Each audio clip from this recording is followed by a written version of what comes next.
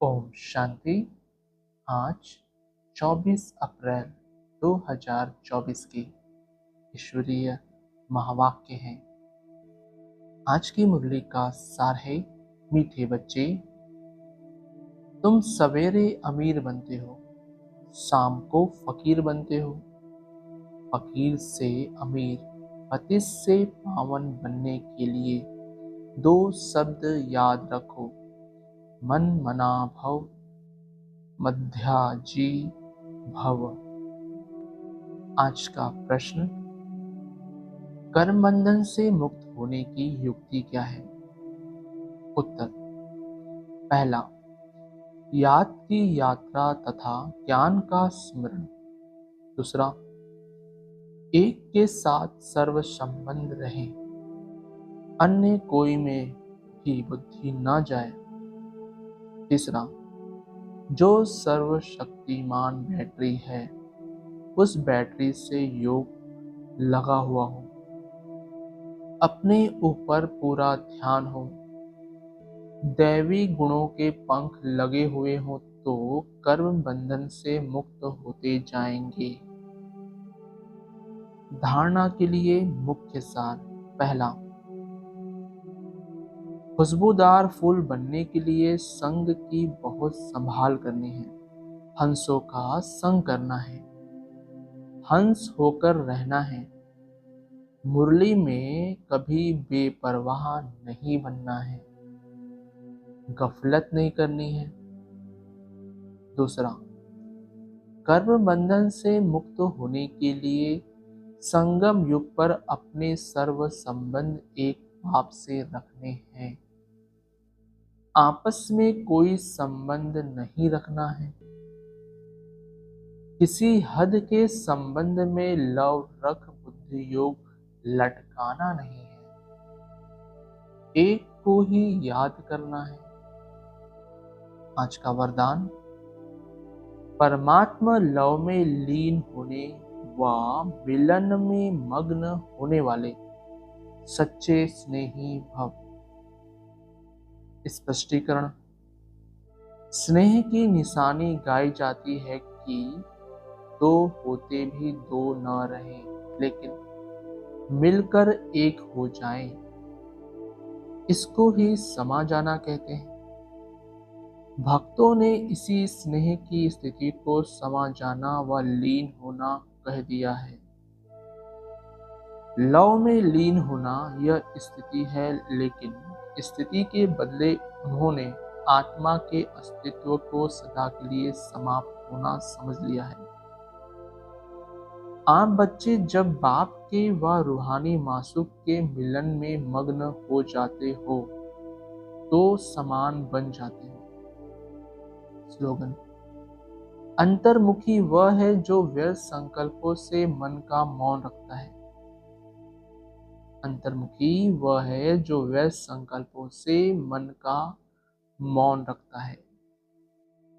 आज की मुरली से निकाली गई मुख्य पॉइंट्स।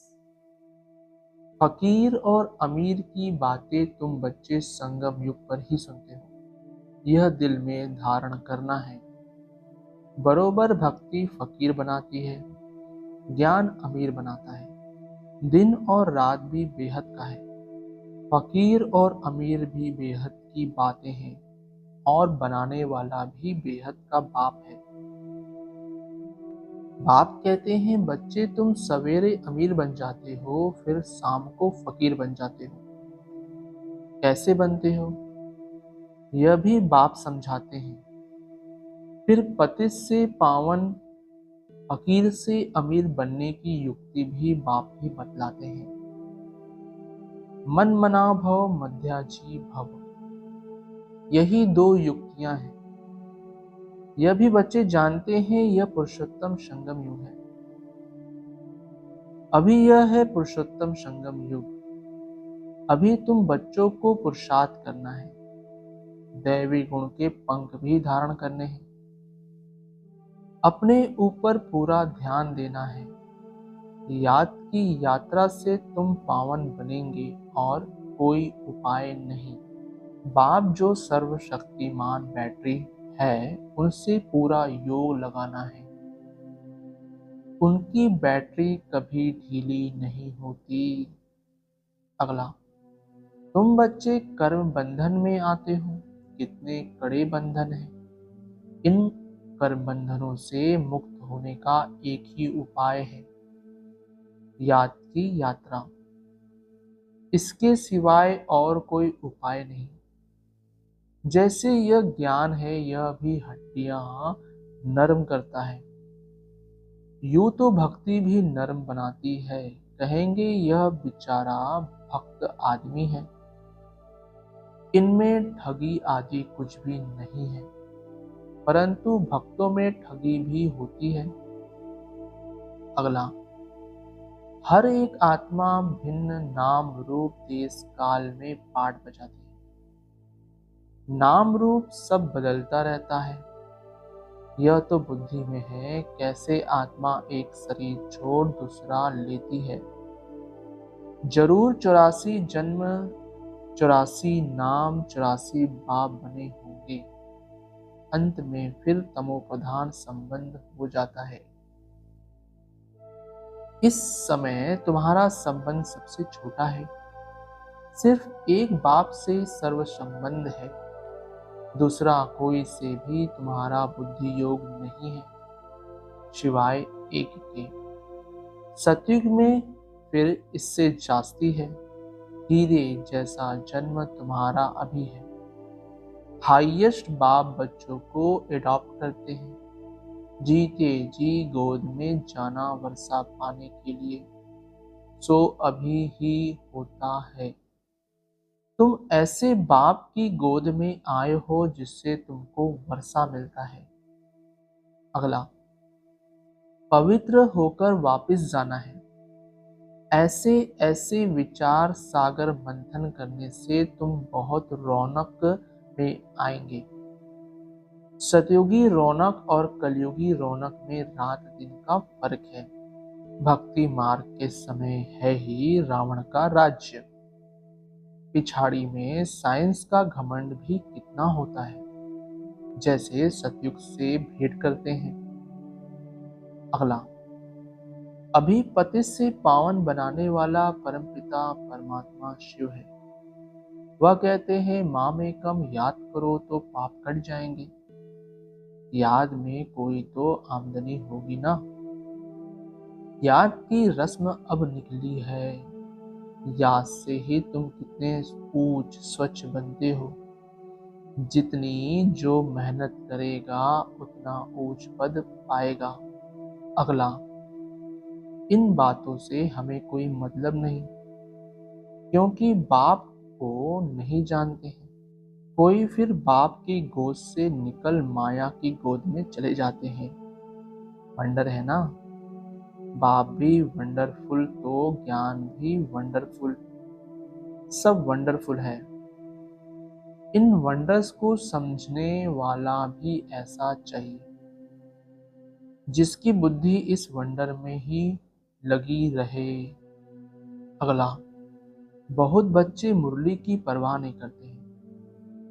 बाप समझाते हैं गफलत नहीं करो, तुमको खुशबूदार फूल बनना है। सिर्फ एक बात ही तुम्हारे लिए काफी है, याद की यात्रा। यहाँ तुमको ब्राह्मणों का ही संग है। कहाँ ऊंच से ऊंच, कहाँ नीच। बच्चे लिखते हैं बाबा बगुलों के झुंड में हम एक हंस क्या करेंगे। बगुले कांटे लगाते हैं। अगला, बाप कहते हैं मेरी मत पर न चल, पतित बने तो 100 गुना दंड पड़ जाता है, फिर पद भी कम हो जाता है। यह राजाई स्थापन हो रही है, यह बातें भूल जाती है। यह भी याद रहे तो भी ऊंच पद पाने का पुरुषार्थ जरूर करें। नहीं करते हैं तो समझा जाता है एक कान से सुन दूसरे से निकाल देते हैं। बाप से योग नहीं। अगला, बाबा रोज समझाते हैं इन आंखों से जो कुछ देखते हो वह सब खत्म होने वाला है। तुम्हारा बुद्धि योग नई दुनिया में रहे और बेहद के संबंधियों से बुद्धि योग रखना है। यह मासूक वंडरफुल है।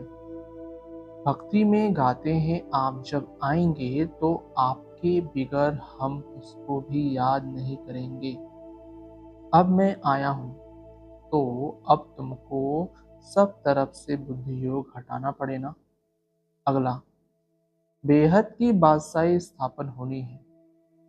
तुम अभी समझते हो हम क्या थे, अब हमारी क्या हालत है। माया एकदम खत्म कर देती है। यह तो जैसे मुर्दों की दुनिया है।